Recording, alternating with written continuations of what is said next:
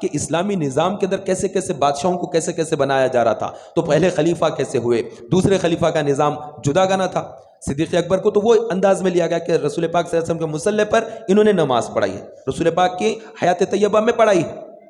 پھر دوسرا خلیفہ یہ فاروق اعظم رضی اللہ عنہ کو انہوں نے آپس میں مشورہ کر لیا, پہلے ان کو سلیکٹ کر دیا اور بنا دیا کہ یہ اب رہیں گے. پھر انہوں نے چونکہ اچانک حملہ ہوا تھا, فیروز ابو لولو نے فجر کے وقت اچانک حملہ کیا, آپ شہید ہو رہے ہیں, تو 2 دن تک آپ زخمی تھے, پیٹ کے اندر سے آنت باہر نکل کر آ گئی تھی, جو انتڑیوں کے اندر سے اتنی باہر نکل کر آ گئے, کٹ گئے تھے انتڑیاں فاروق اعظم رضی اللہ عنہ کے. تو اس وقت آپ کو شربت دیا گیا تھا دودھ اور انجیر کا, آپ نے پیا تو وہ باہر نکل گیا پیٹ سے.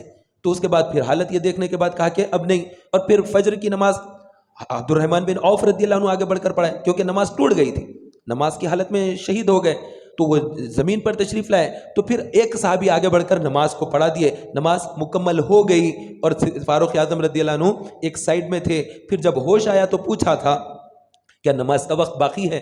لوگوں نے کہا کہ ہاں یا امیر المومنین ابھی وقت باقی ہے. فرمایا کہ مجھے قبلے کی طرف رخ کر دو. تیمم کیا, نماز پڑھ لی, اور نماز میں سلام پھیرا, لیٹے لیٹے نماز پڑھی. کیا نماز تھی, کیا مسجد نبوی کا وہ حصہ تھا, قدیم مسجد نبوی شریف, اور امیر المومنین فاروق اعظم رضی اللہ عنہ پیٹ کٹا ہوا ہے, زخمی ہے, اور اس کے باوجود بھی فجر کی نماز پڑھ لی. سلام پھیرنے کے بعد ارشاد فرمایا کیا مسلمان کوئی ہو سکتا ہے نماز کو چھوڑ کر بھی, ایسا ارشاد فرمایا. تو ہم لوگ تو ویسے ہی مسلمان ہیں نمازوں کو چھوڑ کر, اور ان کے پاس تو بہت, وہ مسلمان ہی نہیں مانتے تھے, نماز چھوڑنے والا ہو ہی نہیں سکتا مسلمان, ایسا صحابہ سمجھتے تھے. اور وہ تو یہ سمجھتے تھے کہ مسلمان اور کافر کے درمیان میں فرق نماز ہے. اگر وہ حساب سے دکھا گا تو پھر ہم کون سے زمرے میں چلے جائیں گے, اور ہمارا حال کیا ہو جائے گا. اور پھر